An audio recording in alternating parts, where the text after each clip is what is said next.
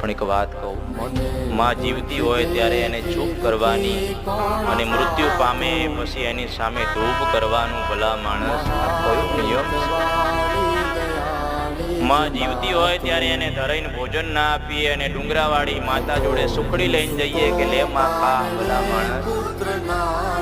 જીવતી માને ક્યારેય વસ્ત્રો ન આપ્યા હોય અને ડુંગરાવાળી માં જોડે ચૂંદડી લઈને જઈએ, આપણી ચૂંદડીનો સ્વીકાર નહીં કરે, ભલા માણસ. જીવતીની સેવા ન કરીએ અને પછી ડુંગરાવાળીની સેવા કરીએ. ગુજરાતીમાં કહેવત છે કે ઉમરા મૂકીને ડુંગરા પૂજવા જવા. જેને આપણને જન્મ આપ્યો છે, જેને આપણને 9 મહિના પેટમાં રાખ્યા છે, ભલા માણસ, એને આપણે આપણા ફ્લેટમાં ન રાખી શકીએ? જેને આપણને પેટમાં રાખ્યા છે એને જો આપણે ફ્લેટમાં ન રાખી શકીએ તો આપણી સંપત્તિમાં ધૂળ પડી, ભલા